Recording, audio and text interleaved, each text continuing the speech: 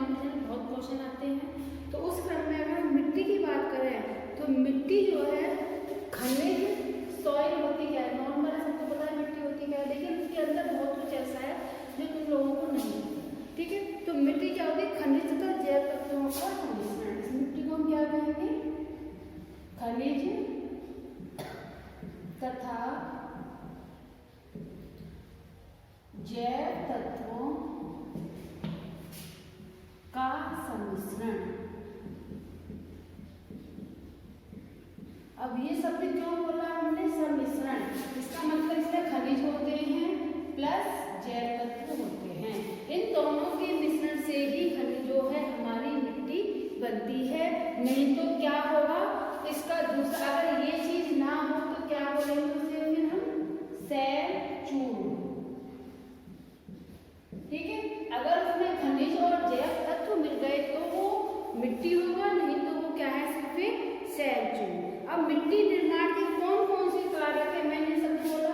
अब इसका मतलब मिट्टी में हम किस किस चीज को शामिल करेंगे।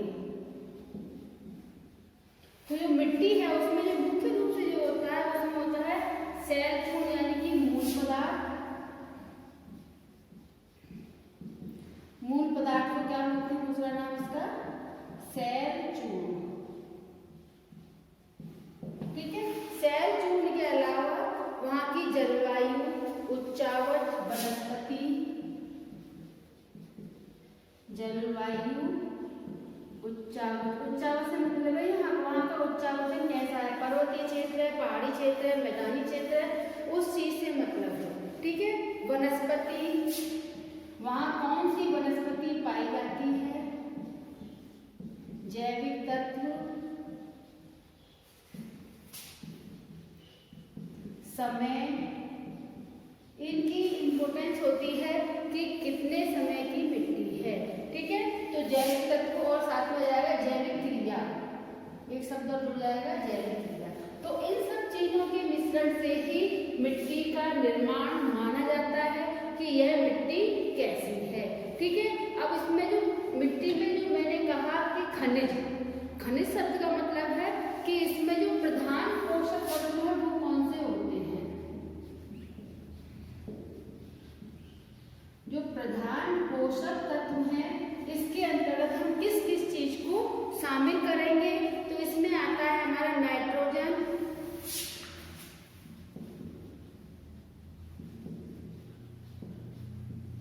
कैल्शियम,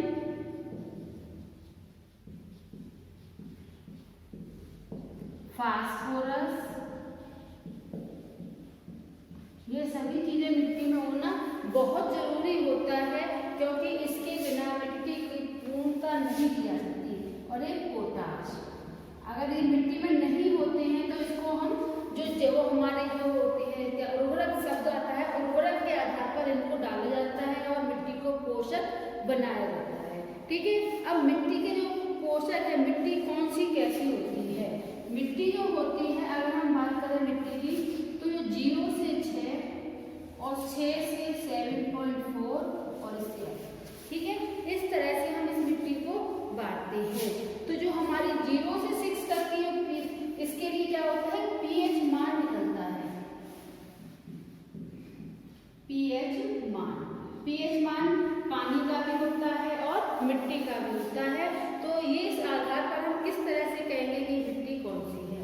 तो 0 से 6 में हमारी कौन सी मिट्टी होती है, जिसका पीएच मान 6 होता है, 6 तक होता है, तो उसे बोलते हैं। अब पीएच मान होता क्या है, ये हाइड्रोजन आयरन से बना होता है, हाइड्रोजन आयन, इसको बोलते हैं हाइड्रोजन आयन।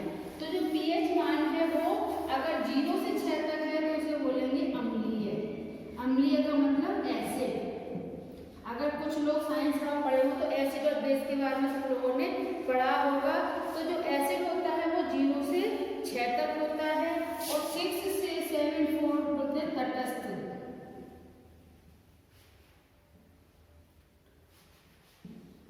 तटस्थ, ठीक है, और इसे बोलते हैं हम क्षारीय। क्षारीय को बोलेंगे एल्काइन। ये हमारी क्षारीय या एल्काइन।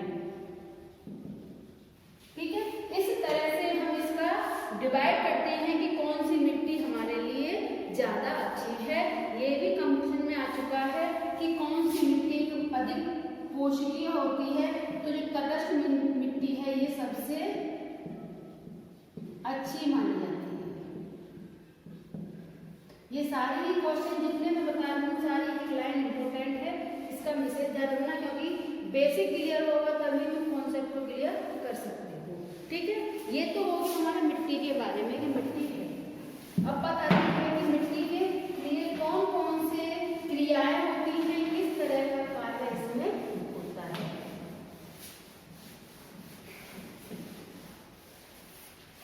तो अगर हम बात करें मिट्टी की तो एक शब्द आता है इसमें, जो मिट्टी में क्रियाएं होती हैं उसमें परकोलेशन।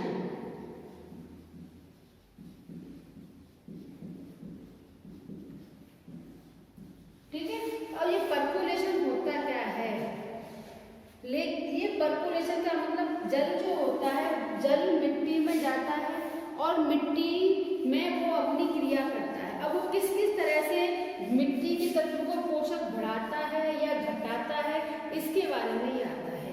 तो परकोलेशन का मतलब क्या होता है कि मिट्टी में जो जल है वो जो है नीचे तो जाता है, यानी जल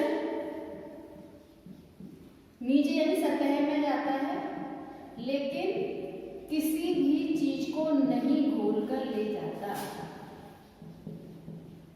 किसी भी चीज शब्द है, किसी भी खनिज शब्द लिख देती हूँ तुम्हें समझ में आ जाएगा। चीज खनिज को नहीं घोलता। ठीक है, ये वो क्रिया होती है कि पानी नीचे तो पहुंच रहा है लेकिन मिट्टी के कोई भी पोषक तत्व अपने स्थान से जो है विस्थापित नहीं कर रहा, तो उसे बोलते हैं परकोलेशन। दूसरा आता है हमारा गिलिजेशन।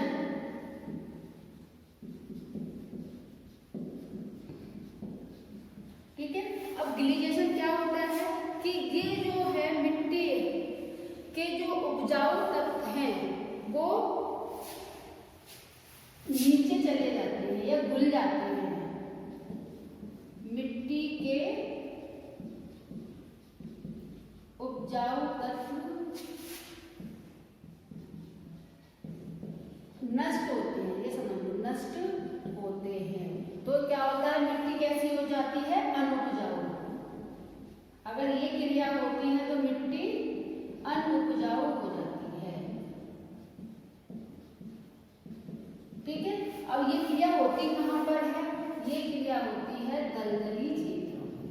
जहाँ दलदल पाए जाते हैं वहां पर ये क्रिया अधिक होती है। क्यों? क्योंकि इसमें मिट्टी के जो पोषक तत्व हैं वो घुलकर नीचे की ओर चले जाते हैं। ठीक है, अब अगला आता है हमारा इल्लूवियल। इल्लूवियल क्या होता है कि इसमें जो पोषक तत्व हैं वो बाहर नीचे बहाकर नीचे ले जाए जाते हैं। यानी सारे ऊपरी जो लेयर आएंगे वो तो मैं अगले टॉपिक वीडियो में बताऊंगी। तो लेयर जो होती है हमारे ऊपरी संस्तर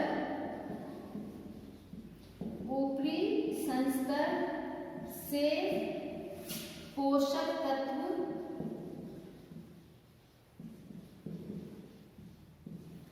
निचले संस्तर में पहुंचाना।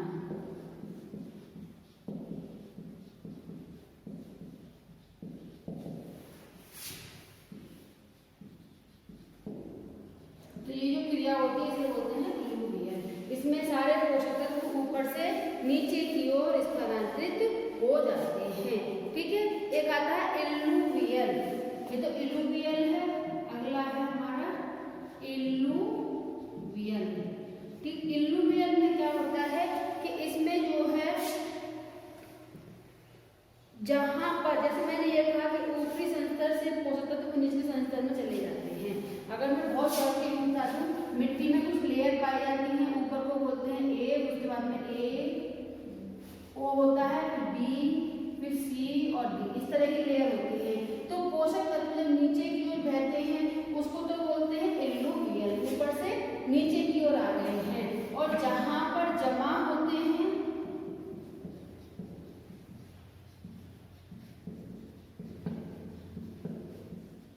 उससे बोलते हैं इल्लूवियल। ठीक है, तो ये जहाँ पर जाके जमा हो रहे हैं पोषक तत्व वो बोले जाते हैं क्या चीज, पोषक तत्व।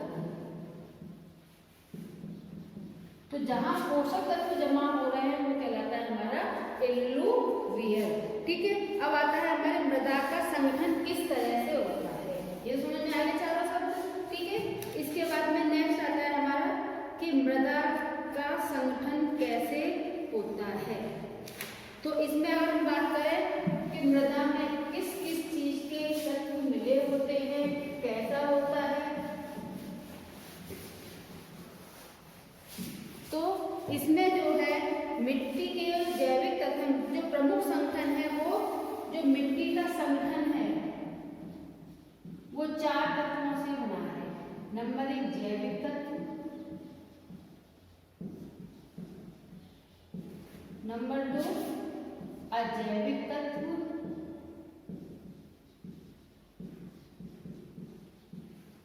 नंबर 3 इसको बोलते हैं हम तीसरे को अजैविक तत्व के बाद में मृदा जल और मृदा वायु। मृदा जल और चौथा होता है मृदा वायु। यानी जो मिट्टी बनती है वो इन 4 तत्वों से मिलकर बनती है। अब हम जैविक तत्व की बात करें तो इसे बोलते हैं मृदा संगठन। यानी मृदा किससे बनी होती है, तो ये जो होता है इसे बोलते हैं मृदा संगठन। इसमें मृदा संगठन में 5 से 12% जो है इसमें जैविक तत्वों का योगदान होता है।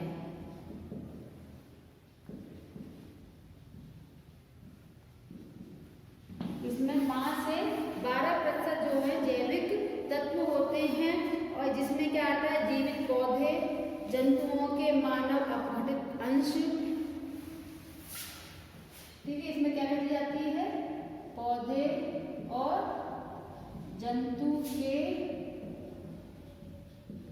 अपघटित तत्व। अपघटित का मतलब होता है जब जंतु नष्ट होता है, मरता है, तो उसके जो एक क्रिया काम करने लगती है अपघटन की, वो अपने आप में नष्ट होने लगता है, तो अपने जो पोषक तत्व हैं वो मिट्टी बनाने लगता है, तो वो कहलाता है हमारा अपघटन। ठीक है, तो ये मुख्य तत्व है जो जीवधारी पाए जाते हैं। और जीवधारी जो है चाहे वो जीवित हो या मृत, जैविक तत्व में जो जीवधारी है यानी जीव जंतु, जीवधारी का मतलब है यहाँ पर जीव जंतु, तो जो जीवधारी है वो चाहे मृत हो या जीवित, दोनों ही रूप में वो काम करता है। जैसे कि अगर हम बात करें अगर हम बात करें इसकी मृत और जीवित की, जैसे चींटी है, केंचुए हैं, चूहे हैं, वो क्या करते हैं मिट्टी को खोदते हैं और कुछ अपने जो तत्व हैं वो उसमें डालते जाते हैं, तो मिट्टी को पोषण मिलता रहता है, तो वो कहलाता है हमारा जैविक तत्व। दूसरा आता है हमारा अजैविक तत्व। अजैविक तत्व से मतलब है खनिज। यहाँ अजैविक तत्व का मतलब है खनिज कि खनिज किस तरह से काम करते हैं। तो इसमें जो मृदा संगठन का योगदान है वो 38 से 47% इसका योगदान होता है। ठीक है, अब इस योगदान जो रहता है इसमें कौन कौन से आते हैं, इसमें मूल चट्टान,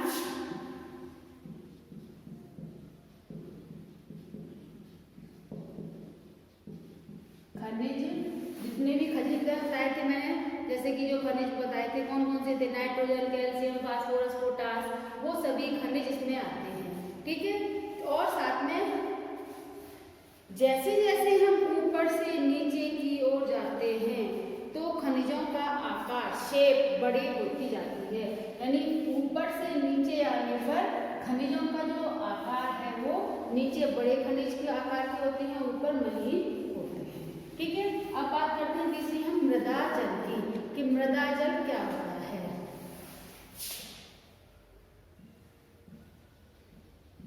मृदा जल, ये मृदा जल क्या होता है कि जो मिट्टी में जो संगठन, इसमें जो संगठन में इसका योगदान 15 से 35% रहता है वैसे तो। ठीक है, अब जो मिट्टी है, मिट्टी में जो है क्या होता है पोषक तत्व के साथ में जल की मात्रा होती है, अगर जल की मात्रा नहीं होगी तो हमारे जैविक तत्व उसमें नहीं बन सकते, और जैविक तत्वों के निर्माण के लिए, अजैविक तत्वों की क्रियाओं के लिए मृदा जल का होना बहुत जरूरी होता है। और ये मृदा जल होती क्या है कि देखो मिट्टी के कण होते हैं, या हम इसमें क्या सैल चूर्ण कह सकते हैं, कि जो मिट्टी के कण होते हैं उसमें इन कणों के बीच में दो चीज आती है, तो वायु और दूसरा होता है जल। ठीक है, जैसे मृदा वायु मृदा एक साथ क्लियर कर रही हूँ, तो इसमें जो बीच के कणों में वायु और जल होता है, तो जो जल है वो कहलाता है मृदा जल और वायु है वो वायु कहलाती है मृदा वायु। ठीक है, अब ये जो मृदा है इसमें अगर मृदा जल और वायु ना हो तो पेड़ पौधों को ना तो बढ़ोतरी हो सकती है, ना पेड़ पौधों को पोषण मिल सकता है, और ना ही पेड़ पौधों का अच्छे से विकास हो सकता है। इस चीज का मैं बता दूं कि मृदा जल तो बहुत जरूरी है। क्यों? क्योंकि मरुस्थलीय क्षेत्र में तुमने देखा होगा कि जो पेड़ पौधे क्यों नहीं उग पाते, क्योंकि उनके उगने के लिए मृदा जल की कमी मुख्य कारण होता है। कि अगर मृदा में जल नहीं है तो वो जो बीज है वो ना तो फर्टिलाइज होगा, अंकुरित होगा, ना ही उसका विकास होगा। ठीक है, तो वो होता है मृदा जल। ये मृदा जल जो है इसको कैसा भी हो सकता है, जल वर्षा के द्वारा भी हो सकता है, हिम से भी हो सकता है, और मृदा द्वारा भी संचरण हो सकता है। यानी 3 तरह से बनता है, जल वर्षा, हिम वर्षा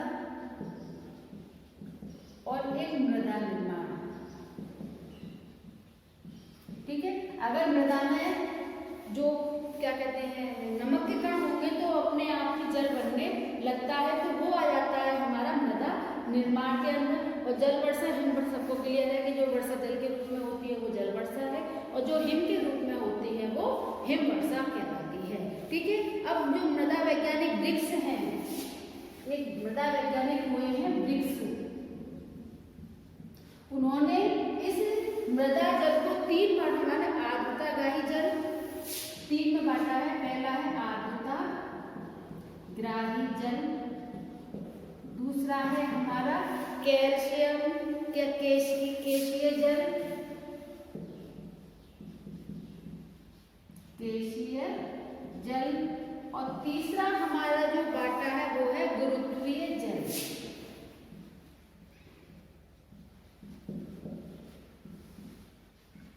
ठीक है, अब इन तीनों में एक आर्द्रताग्राही और केशीय जल लगभग एक जैसी है, थोड़ा सा ही डिफरेंट रहता है कि जहां पर 15 से टेम्परेचर रहता है और 8 से 12 घंटे गर्म रहता है तो जल जो है वाष्पीकृत होता है। ठीक है, अगर ना हो तो एक जो मैंने बताया था सेल कण होते हैं।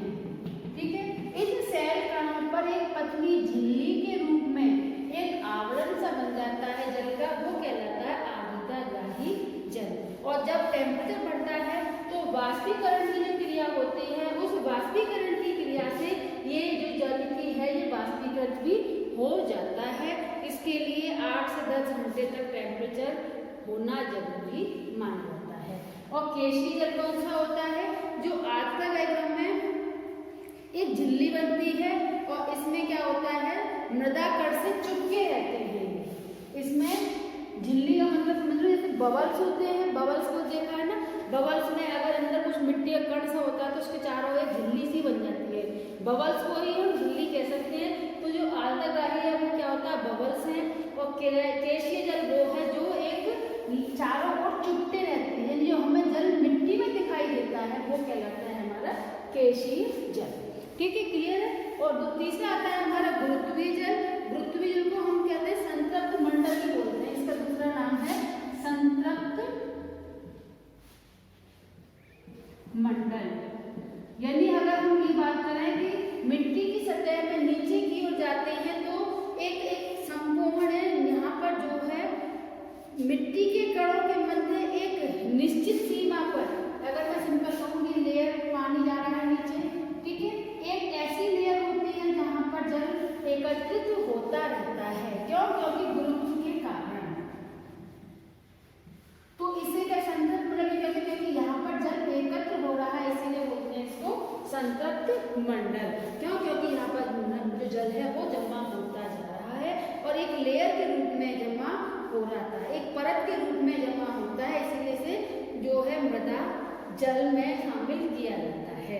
ठीक है, अब ये क्यों इकट्ठा होता है, मेन चीज समझ लो, क्योंकि इस जहां पर ये जल इकट्ठा होता है वहां मिट्टी के कण मोटे होते हैं।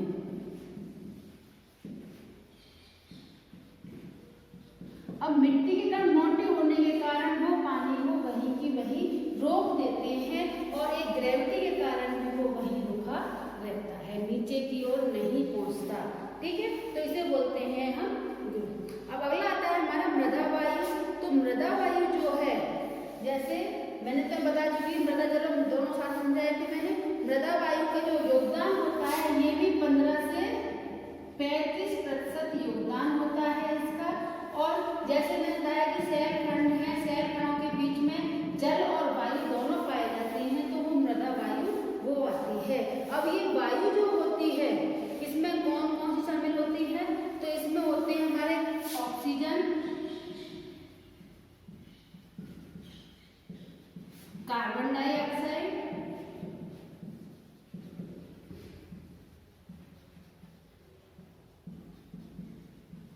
ठीक है, और तीसरा होता है हमारा इसमें नाइट्रोजन।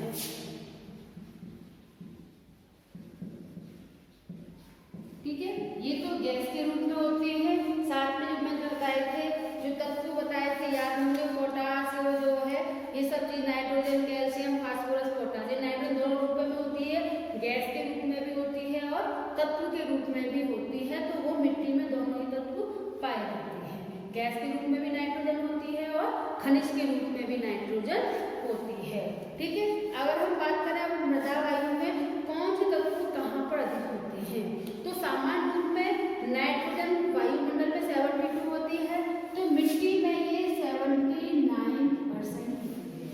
ठीक है, और कार्बन डाइऑक्साइड है वो जो है अलग अलग क्षेत्रों में अलग अलग होती है। जैसे कि अगर मैं बात करूं घास क्षेत्रों में, दो क्षेत्र मुख्य होते हैं,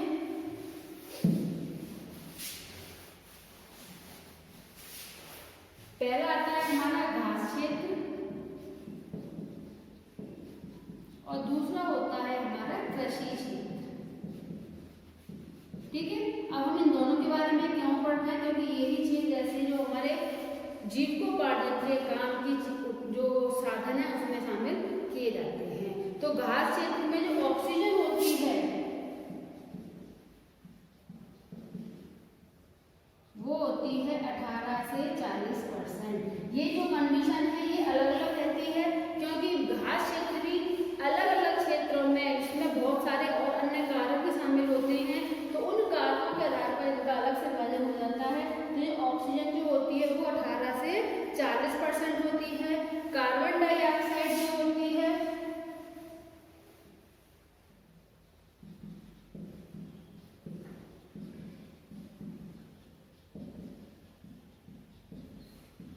ये कार्बन डाइऑक्साइड है, ये जो होती है 1.6% तक ही होती है।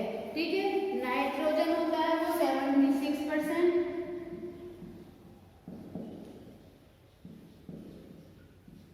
और जल जो होता है वो अलग अलग क्षेत्रों में अलग अलग होता है, लेकिन 100% तक भी होता है। यानी जो जल है वो 100% भी मिलता है, यानी वो जो मिट्टी बिल्कुल संतृप्त होगी तो वो 100% पहुंच जाएगा। ठीक है, अब कृषि क्षेत्र में बात करें तो कृषि क्षेत्र में जो ऑक्सीजन होता है वो 20 से 70% तक होता है। ठीक है, कार्बन डाइऑक्साइड 0.10 और जो नाइट्रोजन होती है उसमें 76 है, तो यहाँ पर जो होती है वो 79% तक होती है, और जल 100% भी लिखा जाता है। क्यों? क्योंकि इनमें जल सोखने की क्षमता जो होती है वो 100% तक होती है। अब ये क्यों इम्पोर्टेंट है ये बताती हूँ। देखो ये चीजें बहुत आती हैं, किस तत्व में किस चीज पाई जाती है, कथन और करनी में तो बहुत आते हैं। ठीक है, और जल की मात्रा जैसे मैंने कहा 100% तक, अगर 92, 97 आता है तो ये तुम्हें ध्यान रहेगा कि हमें जल की मात्रा कितनी दिखानी है, अधिकतम दिखानी है। अधिकतम सब में अधिकतम आ रहा है